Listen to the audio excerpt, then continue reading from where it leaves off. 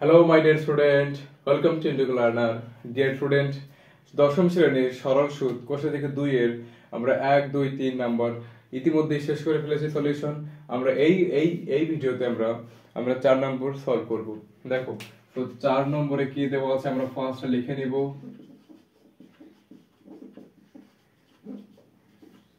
দেখো, চলো, 4 নম্বর বলেছেন যে উৎপল বাবু, কে বলতো? উৎপল বাবু তার জমি চাষের জন্য সমবায় ব্যাংক থেকে বার্ষিক 6%, আর পড়ার দরকার নেই, বার্ষিক কত পার্সেন্ট? 6%। তাহলে সরল সুদের হার কত দেওয়া আছে? সুদের হার অর্থাৎ রেট অফ ইন্টারেস্ট, মানে ব্র্যাকেটে কি লিখবো? আর এর মান সমান সমান কত আছে? 6%। দেখো, পরবর্তীতে কি দেওয়া আছে বলতো? সুদের হারে 3200 টাকা। তাহলে বলো কত টাকা? আসল কত? আসল ব্র্যাকেটে পি সমান সমান কত টাকা? 3200 টাকা। যতটুকু বলবো ততটুকু আমরা নোট করতে যাব। 2 বছরের জন্য ধার নিলেন, তাহলে সময় কত? সময় ব্র্যাকেটে কি লিখবো?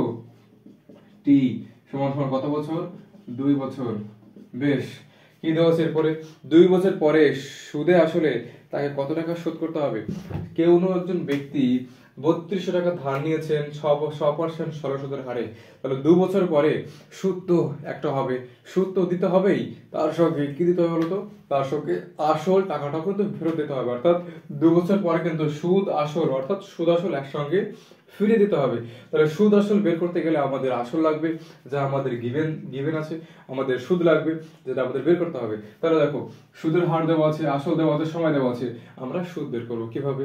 আমরা জানি কি জানো? আমরা এখানে লিখতে পারো সুদ ব্র্যাকেটে আই সমান সমান আই টাকা হলে এটা আমরা ব্র্যাকেটে দিয়ে ধরে লিখে দেবো। দেখো, আমরা কি জানি? সুদ আই সমান সমান পি আর টি বাই কি আছে? 100। দেখো, বলো আর এর মান কি আছে বলো তো? আর এর মান হচ্ছে, আচ্ছা নিচে লিখছি, চলো, 3200। মাঝখানে কি আছে বলতো? গুণ আছে, এখানে কিন্তু ইনডাইরেক্টলি গুণ আছে, কিছু নেই মানে ডট, ডট মিন্স গুণ।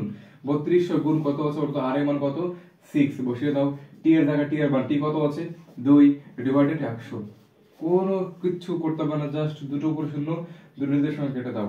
ঠিক, তাহলে দেখো উপরে কত করে থাকলো? 32 গুণ 6 গুণ 2। তাহলে দেখো 6 গুণ 12, 12 গুণ 32, তাহলে আই সমান কত হয়ে গেল?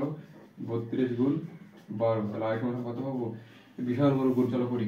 32 গুণিত 12, 2 2 4, 3 2 6 গুণিত 2 3, তাহলে কত হলো? 4 8 3, 384 টাকা। 300 কত? 84 টাকা। আচ্ছা, এবার দেখো, আমরা সুদ পেয়ে গেছি, আমরা আসল পেয়ে গেছি। তাহলে 2 বছর পর তাকে সুদে আসলে কত টাকা ফেরত দিতে হবে? চলো, অতএব সুদ আসল সমান সমান কি লিখবো? সুদ যোগ আসল।